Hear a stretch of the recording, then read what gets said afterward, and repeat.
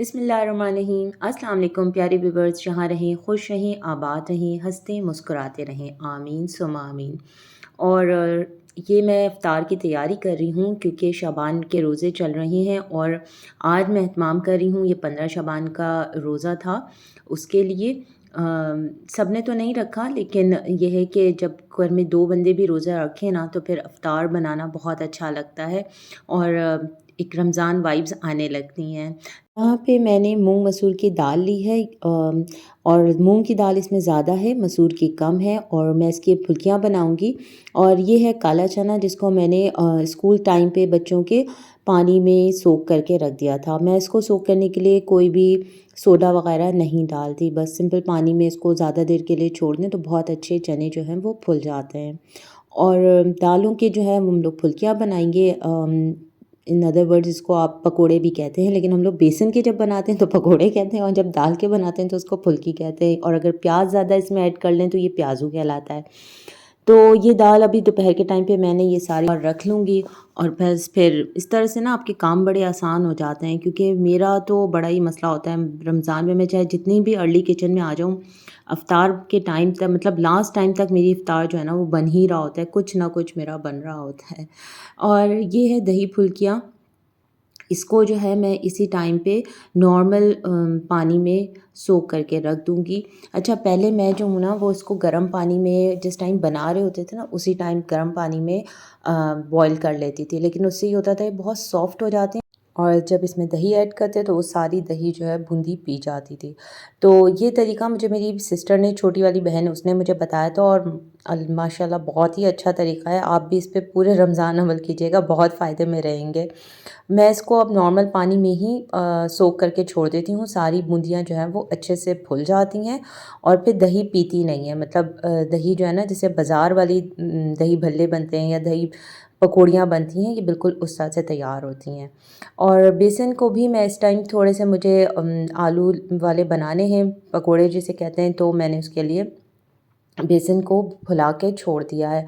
मैं इसमें सोडा, कोशिश मेरी होती है कि मैं चीज़ों में सोडा वग़ैरह को ऐड ना करूँ, वरना उससे जो होता है ना थोड़ी-सी एसिडिटी होती है, गैस्ट्रिक प्रॉब्लम भी होती है, तो सोडे का इस्तेमाल मैं बहुत रेयरली करती हूँ। तो इस तरह से दही को, सॉरी, बेसन वग़ैरह को फुलाकर छोड़ दें, तो ये है कि बहुत अच्छे पकोड़े या बेसन कटलेट्स वग़ैरह कुछ भी आप बेसन से बना रहे हो तो बनते हैं। तो जनाब ये मेरी हाफ़ प्रिपरेशन हो गई थी, और फिर एज़ रूटीन जो घर के काम होते हैं वो किया, फिर बच्चों को स्कूल लाने गए। और आज जो था ना अफ़ीफ़ा का स्कूल में उनके है तकमीला कुरान भी था। जब ये फाइनल ईयर होता है इनका ए लेवल का, तो उसमें इनका तकमीला कुरान होता है, जो ओ लेवल्स के स्टूडेंट फाइनल ईयर के अपने एक तरह से इनकी स्कूल ओ और ए लेवल्स को पार्टी देता है। तो अफ़ीफ़ा को भी मुझे लेने जाना था क्योंकि उनकी पार्टी थी, यानी कि हाई टी थी उनके स्कूल में, तो उनके 5 बजे उनको फ्री होना था। और ये इस टाइम जो है वो 4 बजे का टाइम है मेरे ख़्याल से। मैं इस टाइम जो है अब ये अपनी दाल पीसूँगी और साथ में चना, काला चना, ये मैं चढ़ाऊँगी।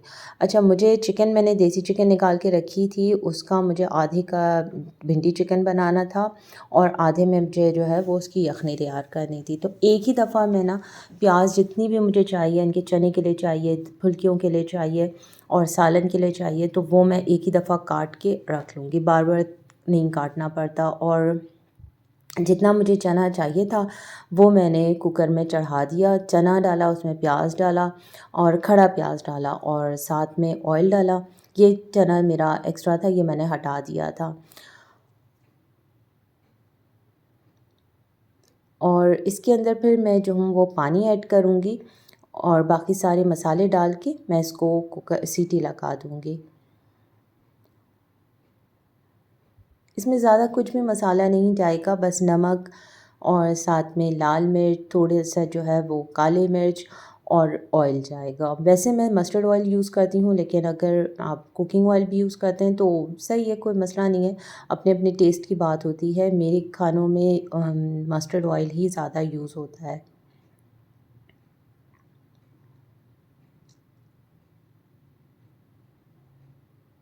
और ऑयल ना चनों में बहुत ज़्यादा नहीं डालना, हाथ रोक के डालती हूँ। पूरी कोशिश ये होती है कि मैं कम डालूँ, वरना फिर वो ऐसा लगता है जैसे आपने चनों में ना तेल का शोरबा लगा लिया है।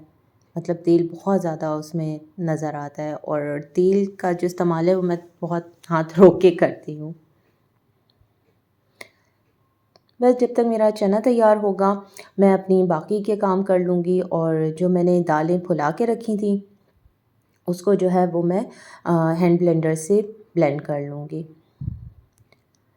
दालों में ना बस एक चीज़ का ख़्याल ये रखना है कि इसमें पानी ज़्यादा ना हो, वरना फिर जब आप इनको मतलब फ्राई करने लगेंगे तो पानी की वजह से ना सही से बंधेगा नहीं, बहुत लिक्विडी हो जाएगा, हाथ से संभलेगा नहीं। तो पानी बहुत थोड़ा इसमें, बस इतना कि ये ब्लेंडर या चॉपर जो भी आप जग में यूज़ कर रहे हैं या हैंड ब्लेंडर से कर रहे हैं, तो बस उसमें वो चल जाए। और जब आप दालों को फुला के 1 घंटा भी अगर रख लेते हैं ना, तो बहुत अच्छी दाल ब्लेंड हो जाती है, पिस जाती है।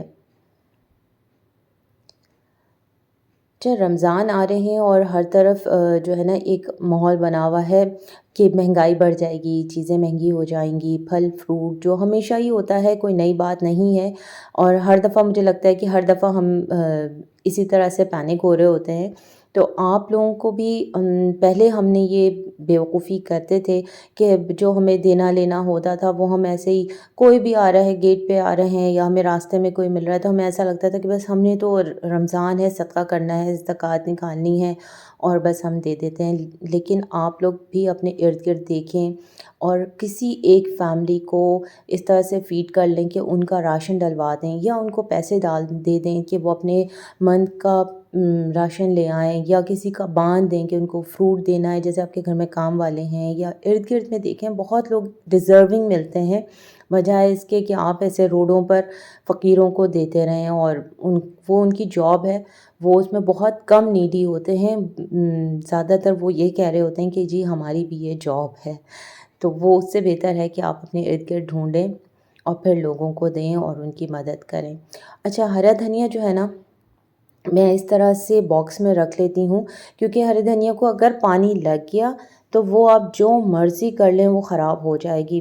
तो अब मैंने हरी धनिया इस तरह से टब में रखती थी, पहले भी रखती थी, और अब मुझे ज़रा ये ज़्यादा आसान हो गया कि मैं इसको ला के एक दफ़ा बंच पूरा कट करके टब में टिश्यू बिछा के और उसके ऊपर रख देती हूँ।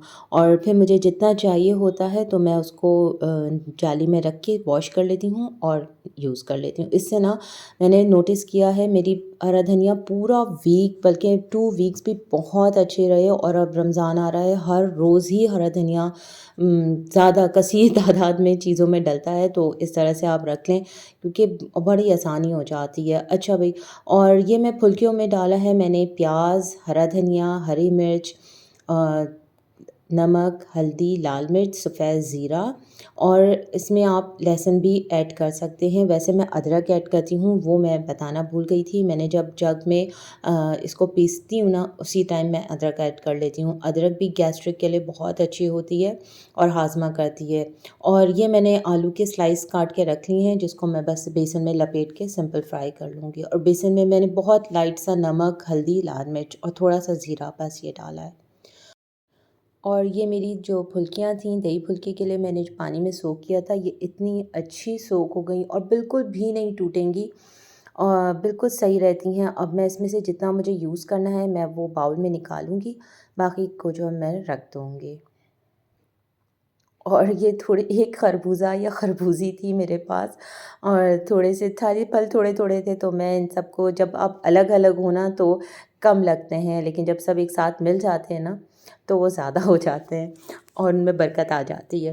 तो मैंने भी सारे फ्रूट्स काट लिए, और इसमें मैंने जो है वो सिर्फ़ चाट मसाला डाला है, थोड़ा-सा मैंने काली मिर्च को इस तरह से हवन दस्ते में कूट लिया है। मुझे ये वाली क्रश्ड जो काली मिर्च होती है ना, ये बहुत अच्छी लगती है।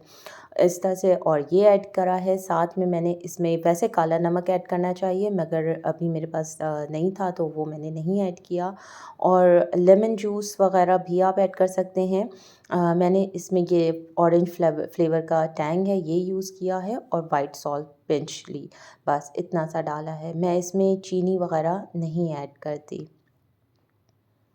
और लेमन जूस डालने से ना केले का कलर नहीं चेंज होता, क्योंकि मैं काफ़ी अर्ली बना के रख लेती हूँ ताकि बस मेरा जो है ना जब मैं असर की नमाज़ पढ़ के आऊँ तो मुझे सिर्फ फ्राई का काम करना हो। तो आप अगर लेमन जूस डाल के रखेंगे ना तो आपका जो फ्रूट है वो ख़राब नहीं होता, यानी कि उसका कलर ख़राब नहीं होता। और फ्रिज में रखना इससे पहले मैं इसको क्लिंग रैप ज़रूर लगाती हूँ, क्योंकि चाहे आप अमरूद डालें या खरबूजा वगैरह डालें ना तो उसकी जो खुशबू है बहुत स्ट्रॉन्ग होती है, वो और चीज़ों में आ जाती है। दही फुल्कियों में बस मैंने इतनी सी दही फुल्की ली है और बाकी को मैं ज़िप लॉक करके रख दूँगी। आपको नेक्स्ट टाइम जब भी यूज़ करना हो बहुत ईज़ी होता है, आप थोड़ी देर इसको बाहर निकाल के रखें या दही बड़ों की तरह एक दफ़ा गर्म पानी इस पे से गुज़ार लें और ये बिल्कुल रेडी टू ईट हो जाते हैं। मेरी भी फ्रिज से ज़्यादा फ्रीज़र में ये चीज़ें होती हैं, क्योंकि फ्रिज में जो है ना चीज़ें जल्दी ख़राब हो जाती हैं और आप फ्रीज़र में रख दें तो वो आपके काफ़ी दिन तक सही रहती हैं। रजब, शाबान ये महीनों में चूँकि रोज़े रखे जाते हैं, कसरत से लोग रखते हैं और नफ़िल रोज़े होते हैं सारे, तो मेरी कोशिश ये होती है कि मैं अपने नफ़िल रोज़े के बजाय अपने फ़र्ज़ की क़ज़ा मैं अपने क़ज़ा रोज़े की नियत कर लेती हूँ। और घर में भी एक माहौल बना होता है, जैसे कि सब नफ़िल रोज़े रख रहे हैं तो आप अपने क़ज़ा रोज़े पूरे कर लें, क्योंकि उनकी माफ़ी नहीं है। नफ़िल तो ऑप्शनल है, आप रख सकते हैं तो रख लें, नहीं रखते तो उसका कोई गुनाह नहीं है, मगर नमाज़ है या क़ज़ा रोज़े हैं, इनकी तो पूछ होगी। तो मेरी कोशिश ये होती है कि मैं अपने क़ज़ा रोज़े पहले मुकम्मल करूँ, तो और मैं नियत यही करती हूँ कि मैं अपने आखिरी क़ज़ा रोज़े की नियत करती हूँ और बस मैं इस नियत के साथ रोज़ा रख लेती हूँ। और रमज़ान में मेरी कोशिश ये होती है कि मैं रमज़ान में अपनी नमाज़ें जो है, मेरी क़ज़ा नमाज़ें होती हैं या हुई हैं, पता नहीं कितनी सारी हैं, अब तो काउंट नहीं कर पाते इस तरह से, तो कि इतनी हैं, 500 हैं, 600 हैं, तो उनको भी मैं इसी तरह से हर नमाज़ के साथ एक उस वक़्त की क़ज़ा नमाज़ पढ़ लेती हूँ। तो ये इस तरह से आप नियत कर लें कि मैं अपनी आखिरी क़ज़ा नमाज़ की नियत करती हूँ और वो आप अपनी नमाज़ अदा कर लें, क्योंकि रमज़ान जो है ना वो है ही बेसिकली इबादत का महीना। किचन पे हाथ हौला रखें। आम दिनों में बाहर से खाते हैं तो मेरा ख़्याल है कि रमज़ान ऐसा महीना है जिसमें आप बाहर से खा लें, कोई मसला नहीं है, लेकिन अपने टाइम को, अपनी एनर्जी को जो है ना आप अपनी इबादत के लिए वक़्फ़ करें। और टाइम मेरा हो गया था बहुत सारा, मुझे नमाज़ पढ़नी थी और फिर असरा को अफ़ीफ़ा को लेने स्कूल जाना था, तो मैंने चिकन तो छोड़ दिया, क्योंकि वो फिर मैं आके उसकी यखनी चढ़ाऊँगी और सालन बनाना था। तो ये मैं अपना हाफ़ काम करके अपने हिस्से का चली गई थी नमाज़ पढ़ने, और उसके बाद फिर मैं स्कूल चली जाऊँगी। क्योंकि इनका भी बहुत अजीब ऑड टाइम था, स्कूल से के इनकी जो पार्टी थी वो असर की टाइम पे उसका ख़त्म था, लेकिन ज़ाहिर है कि रास्ता और आना-जाना ये दोनों चीज़ें जो है वो काउंट करें तो फिर टाइम बहुत ही शॉर्ट हो जाता है। और बाकी काम जो सिर्फ़ फ्राई का आइटम है, असरा माशाल्लाह उसमें बड़ी एक्सपर्ट हो गई हैं, तो वो फुल्कियाँ वग़ैरह असरा फ्राई कर लेंगी। और ये शाम इतना अच्छा लग रहा था, आज मैं मेरे ख़्याल में बहुत सारे टाइम के बाद, काफ़ी दिनों के बाद जो है ना मैं इस टाइम पे बाहर निकली थी और मुझे बहुत अच्छा लग रहा था। मुझे ये जो असर का वक़्त है ना, ये मुझे बहुत अच्छा लगता है, बहुत ही अच्छा लगता है। और अभी मैं स्कूल के बाहर अफ़ीफ़ा का वेट कर रही थी, उनकी अभी वापसी नहीं हुई थी और यही मुझे लग रहा था कि अफ़ीफ़ा आज जो है ना वो मेरा रोज़ा रास्ते में ही खुलेगा, और हुआ यही कि बस जब हम घर पहुँचे और इफ़्तार का टाइम हो चुका था, मतलब अज़ान हो चुकी थी। और ये था हमारा छोटा-सा सिंपल सा इफ़्तार। पकोड़े इस तरह से बेसन और आलू वाले थे। साथ में फुल्कियाँ थीं, दाल की, फ्रूट चाट था, चना था और दही फुल्की थी। ये देखिए मैं ये ख़ास के दिखा रही थी कि आप इतने टाइम पे भी ना अ, दही और फुल्कियाँ बिल्कुल अलग-अलग हैं, वरना हमेशा मेरे साथ ये होता था, मैं जितना भी दही इस्तेमाल कर लूँ लेकिन वो सारा फुल्कियाँ जो है वो अपने अंदर जज़्ब कर लेती थीं और अजीब-सा जुड़ा-जुड़ा मिक्स-सा गीला-सा कुछ बन जाता था। और ये फुल्की है। तो बस फिर हमने इफ़्तार किया और बैक टू द किचन हुए। ने चढ़ा दी थी और सालन में भी प्याज साबित डाली मैंने इसमें, और बहुत लाइट सा मसाला डाल के इसको मैंने चढ़ा दिया। जब ये मेरे तैयार हो जाएंगे तो फिर मैं इसमें भिंडी ऐड करूँगी, और भिंडी की मैं इस तरह से कटिंग करके, बल्कि तमाम वेज जो मैं लाती हूँ सब्जियाँ उनकी कटिंग करके मैं फ्रीज़ कर लेती हूँ, तो मुझे पकाने के टाइम पे बड़ी सहूलत हो जाती है। बस आपने सालन में लास्ट में ऐड किया और झटपट आपका खाना तैयार हो जाता है। अच्छा जनाब, मैं लाई थी जब अपने कपड़े तो अब तकरीबन मेरे ख़्याल से इसको महीना हो ही गया होगा और मेरा टेलर टाइम बहुत लेता है लेकिन सीता बहुत अच्छा है, तो मैंने कहा चलें मैं आपके साथ ये भी शेयर कर देती हूँ। और मैंने अपने 3 सूट लिए थे जो, तो अब वो माशाल्लाह मेरे सिल कर आ गए और बहुत अच्छे सिले थे। और इसमें जो है ना, मैंने पूरी जो डिज़ाइन उसमें था बना हुआ मॉडल का, मैंने सेम वैसे ही रखा, बस थोड़ा बहुत इसमें चेंज करवाया। ये मैंने नीचे इसमें 2 कलर्स थे जो इसमें उनके लूप्स लगवाए हैं दामन में। और इस तरह से पाइपिंग इसी शलवार के कपड़े की लगाई थी और इसमें जॉइनिंग लेस लगवाई थी। और दुपट्टे में मैंने इस दफ़ा बेबी पिको नहीं करवाई, बल्कि जिसे जापानी पिको भी कहते हैं, बल्कि मैंने इसमें क्रोशिया की पिको करवाई थी। बहुत अच्छा सूट सिला भी और आराम-आराम से सीता है तो बहुत अच्छा सीता है, और जल्दी में सीते तो समझ ही नहीं आती, 4 दफ़ा मुझे जाना-आना करना पड़ता है। और ये मेरा दूसरा सूट था, इसमें मैंने जो लेस लगाई है वो थोड़ा-सा कलर कंट्रास्ट करके लगाया है। नीचे जो ये दामन पे लगा हुआ है ये इस सूट के साथ ऑलरेडी था आस्तीन और दामन के लिए, मगर मैंने आस्तीन में नहीं लगवाया बल्कि उसको मैंने शलवार की यानी कि ट्राउज़र के पाइंछे में लगवाया है। और इसका सिर्फ़ दुपट्टे का दामन और स्लीव्स सेम कलर के थे, सेम डिज़ाइन के थे, बाकी बिल्कुल शर्ट बिल्कुल डिफ़रेंट है। और इसके भी दुपट्टे पे मैंने क्रोशिया पिको करवाई थी। बस दफ़ा मेरा दिल था कि मैं अपना दुपट्टा जो है ना वो अलग सा पिको करवाऊँगी, तो फिर मैंने उसमें इस तरह का करवाया था। और ये मेरा सूट था जिसमें मैंने इसके ट्राउज़र में प्लीट्स डलवाई थी और इसके पाइंचों पे मैंने ये वाली चौड़ी में लेस लगवाई थी। ये थोड़ा-सा फैंसी पे चला गया है, लेकिन ये जो लेस है इसमें क्या कहना चाहिए, प्लास्टिक लगी हुई है, शीशा नहीं लगा हुआ। और ये मुझे बिल्कुल मैचिंग-मैचिंग इस दफ़ा बटन मिल गए। तो मैंने ये वाले बटन्स में लगाए हैं और इसकी आस्तीन पे जो है ना ये का मतलब रेशम की कढ़ाई हुई हुई है और पूरे शर्ट पे जो है ना ये छोटी-छोटी बूटी बनी हुई है। तो इसके दामन पे मैंने ये वाली लेस लगवाई थी और ट्राउज़र पे ये वाली लेस लगवाई थी। ये इसमें मुझे पहले शीशा लग रहा था मगर ये शीशा नहीं है, ये प्लास्टिक ही है। तो आपको जैसे नमाज़ में उठने-बैठने में ये चुभेगा नहीं। और इसका जो दुपट्टा है इस पे भी मैंने इस तरह वाली पिको करवाई थी। तो जनाब यहीं तक था मेरा आज का व्लॉग। उम्मीद करती हूँ आपको अच्छा लगा होगा। अपनी दुआओं में याद कर रखिएगा और कोशिश ये करें कि रमज़ान में जितनी हो सके दूसरों की मदद करें। लेकिन मदद करने से पहले ज़रूर देखें कि आप मुस्तहीक़ीन की मदद कर रहे हों। ये ना हो कि अपने सर से एक बोझ उतारने के चक्कर में आपकी मदद से मुस्तहीक़ीन महरूम रह जाएँ। अल्लाह ताला हम सब का रमज़ान बहुत-बहुत अच्छा गुज़ारे। आमीन सुम्मा आमीन। अल्लाह हाफ़िज़।